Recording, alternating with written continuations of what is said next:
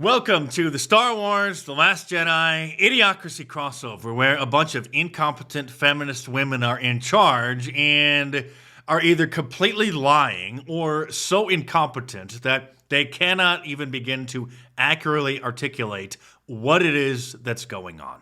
We've all seen the footage of the latest moron in Minneapolis who got himself killed by effing around and finding out. But stay tuned because this isn't as clear-cut of an analysis as many people think. In fact, the Republican establishment, including Pam Bondi, Pam Bimbo Bondi, and Christine Nome, the head of the Department of Homeland Security, are lying about what actually happened here. Now, don't get me wrong, I'm not siding with the leftists, with the Democrats, but this is what's considered to be a lawful but awful shooting. Not exactly clear-cut, but was it warranted? Yes. So much disinformation and lies and spin going around about this situation. So stay tuned and be sure to subscribe to my channel if you're new here because you won't see independent and politically incorrect analysis like this anywhere else. Pam Bondi did the meme on Fox News, of course, where she basically works as a contributor. Instead of overseeing the Department of Justice, she just goes on Fox News and complains about what the Democrats are doing instead of actually doing anything about it, even though she is finally someone on our team, or supposedly on our team, is in the position to be able to do that. And it's become a joke that the Republicans are so spineless that all they do is send a strongly worded letter to the Democrats, or strongly worded letter to the big tech companies when they were censoring everybody. And so she sent a strongly worded letter to Tampon Tim, the governor of Minnesota, of course, ground zero for the pro-criminal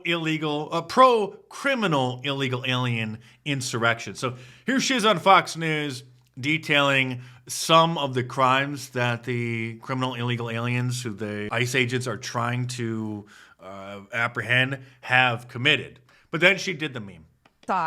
Rape, homicide, manslaughter. That's who they're trying to protect in Minnesota. I do not understand these people. We sent Governor Walz a very strong letter today. We had been working on this letter. We got it out saying that he better support President Trump. He better support the men and women in law enforcement because if he doesn't, we are. And this has been going on for how many weeks now? And the only solution, the only thing that she could think to do is to send a letter. We've been working all weekend on this letter, and we sent it to him.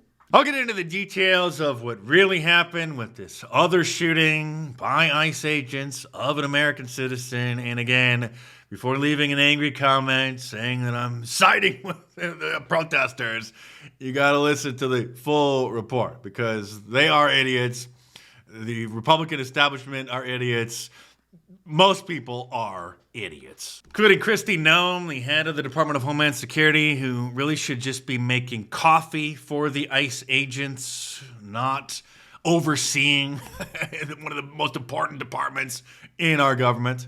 Here she is lying about what happened. Individual approached U.S. Border Patrol officers with a 9mm semi-automatic handgun. The officers attempted to disarm this individual, but the armed suspect reacted violently. Now, that is a half-truth. He did have the gun, but it was holstered. It was in his waist. It was not visible until the struggle ensued, and he did not pull it on the officers. Now, again, this shooting was warranted. Don't get me wrong, but it's situations like this where what actually happened need to be clearly articulated to the American people. Not these pathetic half-truths, which people with a brain, which I know are a very limited number of people these days, can see through. And then the Democrats and the liberal media, the Marxist media, can use as more ammunition to attack us. Fearing for his life and for the lives of his fellow officers around him, an agent fired defensive shots. Medics were on the scene immediately and attempted to deliver medical aid to the subject, but he was pronounced dead. Now, that is true. They did fear for their lives. And this guy was a total moron. Bringing a gun to a protest is a Second Amendment right. Concealed weapon, even in many states, is fully within the Second Amendment. But when you start interfering in a federal operation, now you are no longer a protester, now you are a perpetrator. Now, did that alone warrant him to get killed? No. But let me continue. The great Stephen Miller, who I'm sure we all respect, has done fantastic work, even starting a law firm to fight against anti-whiteism pro bono, posted a would-be assassin tried to murder federal law enforcement, and the official Democratic account sides with the terrorists. No, he actually did not try to murder the ICE agents. He didn't pull the gun out of his holster. And like I said, stay tuned because I'll make it as clear as day what actually happened here and why the shooting was justified. But we have to be honest about how this actually happened and what this clown's motivations were. The official Department of Homeland Security Twitter account posted that DHS law enforcement officers were conducting a targeted operation in Minneapolis against an illegal alien wanted for violent assault. An individual approached U.S. Border Patrol officers with a 9mm automatic handgun, seen here, which they show later as evidence. Again, making it sound like he just pulled out his gun and was approaching them. He approached them to hassle them, to interfere in the investigation, but he had his phone in his hand. He was recording it. He took his little protest idea quite a bit too far, crossed the line, started interfering with the agents, but they're making it sound like he went there and pulled out a gun and then they killed him. The officers attempted to disarm the suspect, they go on, but the armed suspect violently resisted, which he did. More details on the armed struggle are forthcoming. Fearing for his life and the lives and safety of fellow officers, this is true, an agent fired defensive shots. Medic on the scene, delivered medical aid. The suspect also had 2 magazines and no idea. And then they had, this looks like a situation where an individual wanted to do maximum damage and massacre law enforcement. No, if that was the case, he wouldn't have had his phone in his hand. He would have approached the ICE agents and then pulled out his gun and started shooting.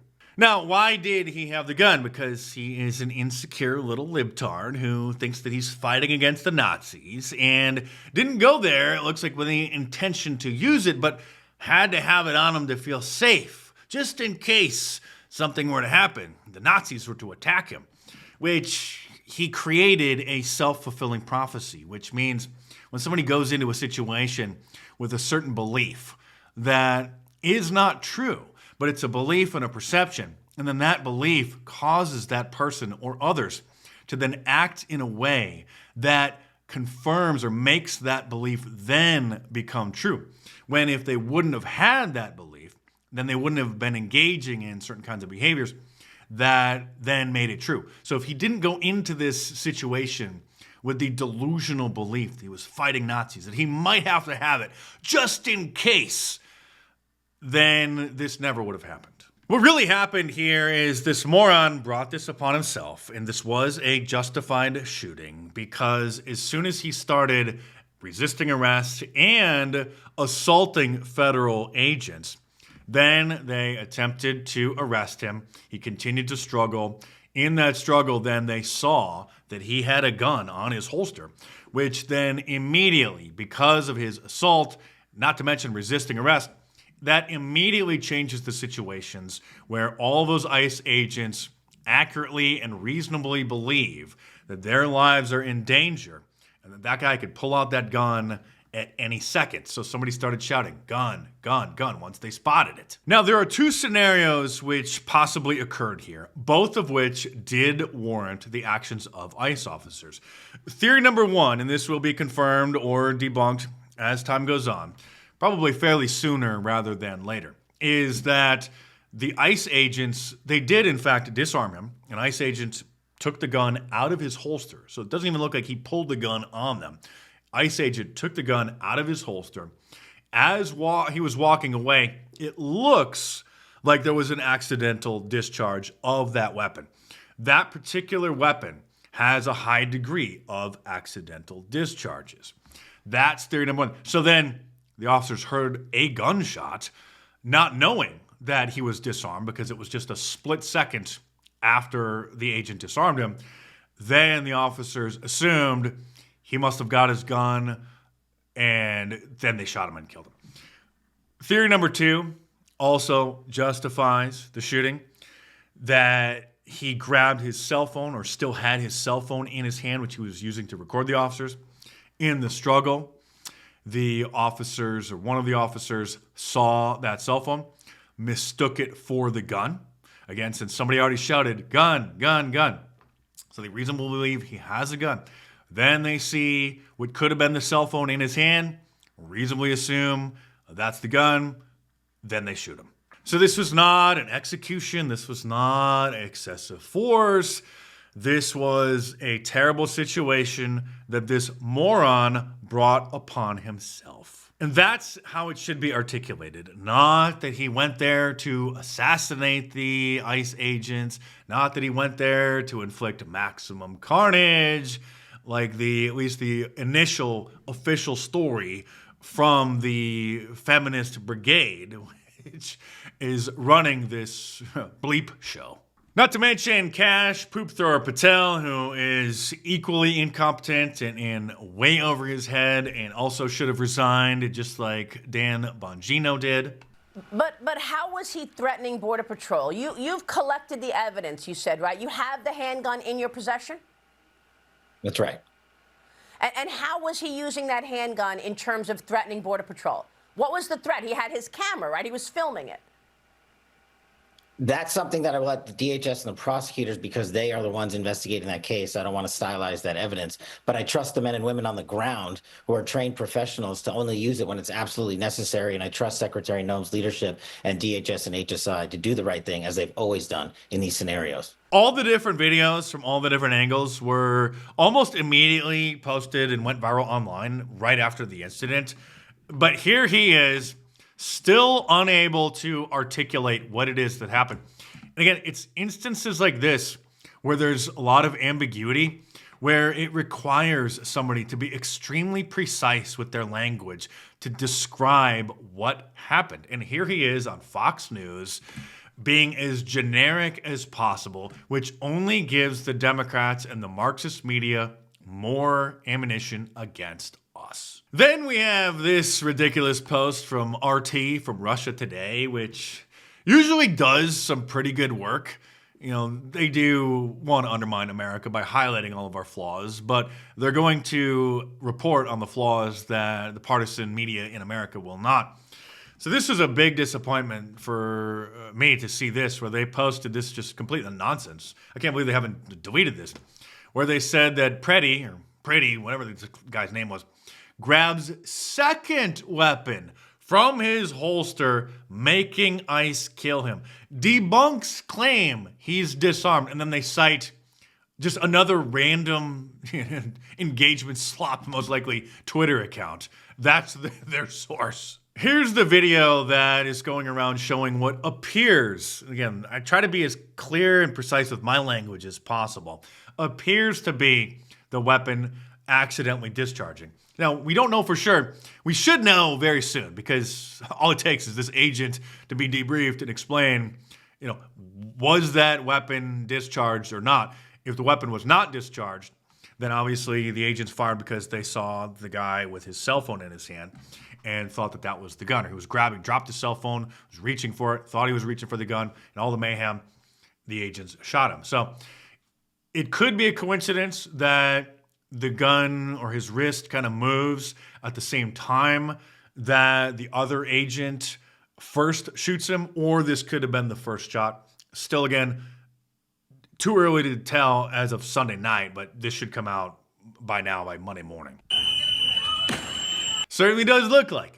But, sometimes things aren't always as they appear. The best analysis in terms of the legality of the ICE officers shooting this clown comes from this guy, Andrew Branca, who is a legal analyst. I'll play just a brief segment of his clip because he really sums it up very well as to why in this particular situation, even if the guy didn't pull the gun on ICE officers, they had a reasonable expectation that he would. Thus, the shooting is justified. What's required for the shooting to be lawful? The officers have to have a reasonable perception of an imminent threat of unlawful deadly force harm. That's it. If the answer to that is yes, this is a lawful shoot. They're struggling with this gun. If they perceive this guy as being non-compliant with arrest, fighting with officers, as reaching for a weapon, they will have reasonably perceived an imminent threat of unlawful deadly force harm, justifying their use of deadly defensive force.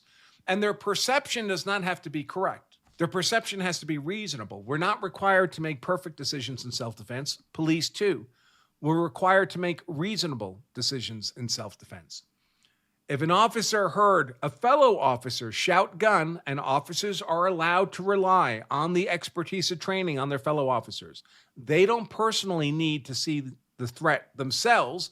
If another officer with whom they're working in that event shouts out that the triggering event has been observed by a fellow officer, that's enough for another officer to resort to the use of deadly defensive force. They're allowed to rely on their reasonable perceptions of the other officer's communications and conduct. Happens all the time because everyone knows the officers have different perspectives or seeing different things at any given time.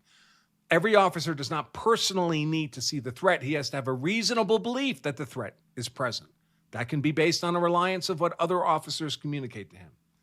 So if one officer shouts gun, all the other officers are going to be prepared to, and some of them will shoot, as appears to be what happened here. When you get in a physical brawl with a bunch of armed law enforcement officers and you have a gun on your person, you're running a serious risk of getting fatally shot in the course of that confrontation.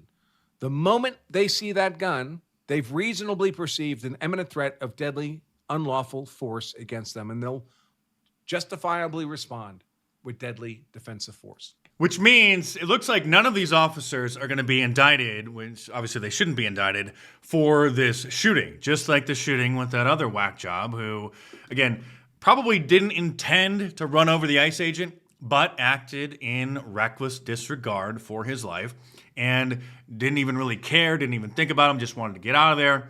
We all saw the video. She did hit him. Again, doesn't matter if it didn't cause great bodily injury. Did that officer reasonably assume that she was about to use deadly force? Absolutely. So he's not being charged. Looks like none of these officers are going to be charged.